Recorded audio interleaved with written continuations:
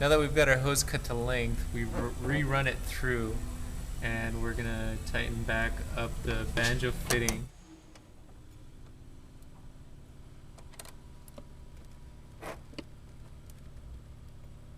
Now we're attaching the other end of the hose that we just cut to the steering box.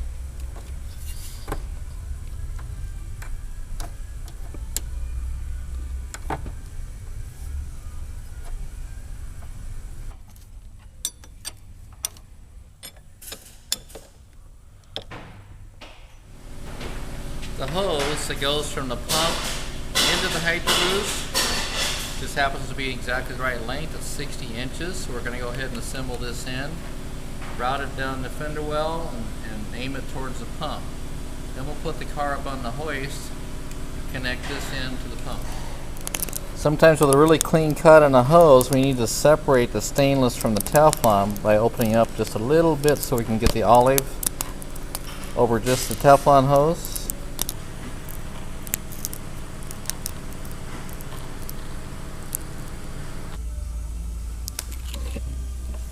You want to make sure that the Teflon part of the tubing is seated all the way to the step of the olive for a nice square cut, perfectly round, seated right to the edge.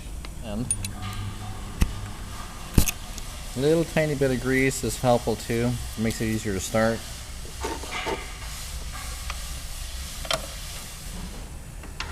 Get it started on the threads. Be careful; it's very easy to cross thread. We're gonna run our second hose from the pump to the Hydroboost.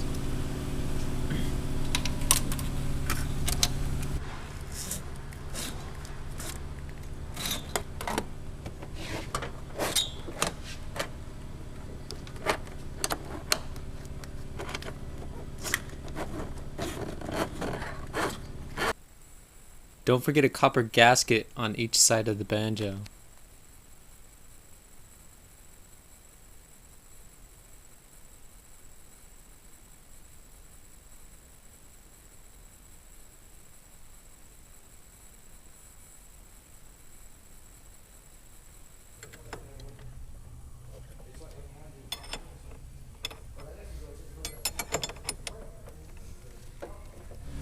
Now that we've run our hoses, we can reinstall the air intake system.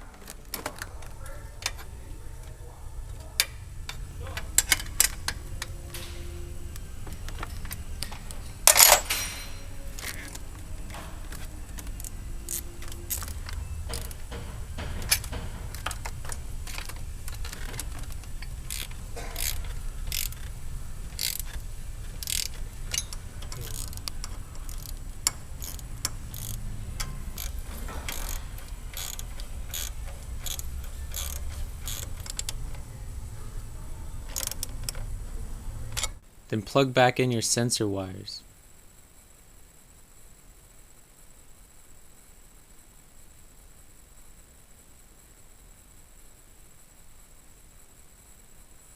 So now we're ready to install our return hose from the power steering box to the reservoir. We've pre-installed our T that runs to the Hydroboost return.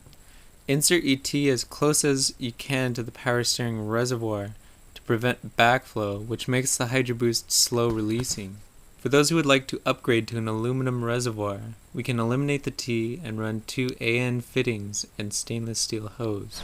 This is the steering box return tube that we're going to install our hose on.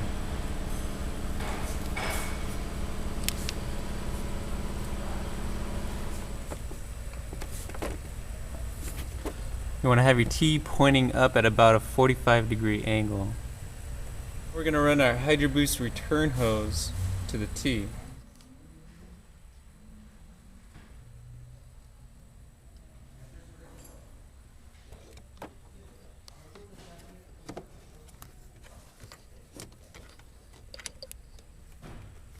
This this is the final connection on the from the pump up to the Hydroboost.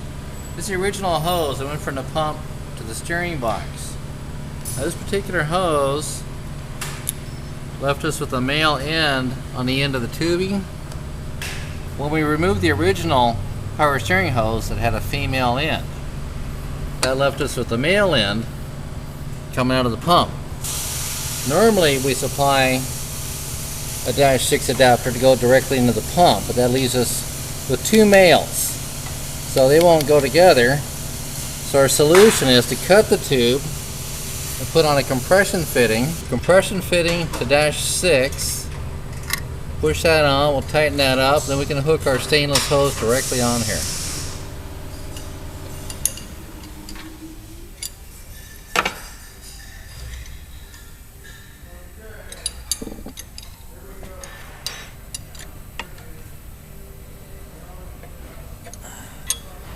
Bend and finagle your line in, just make sure that it's away from the pulley.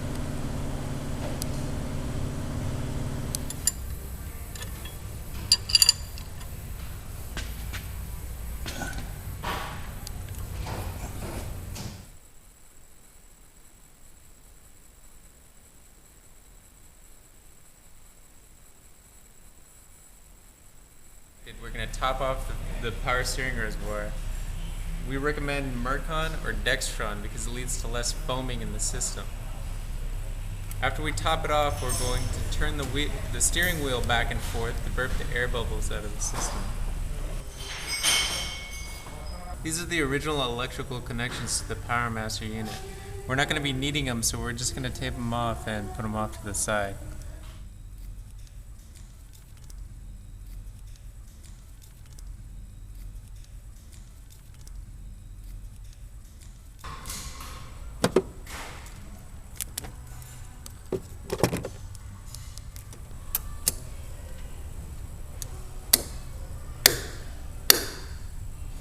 Now that we've burped the system by turning the wheels back and forth, we're going to spin the motor over so that the pump can fill the lines. When the engine catches, we're going to shut the engine off and check the reservoir again.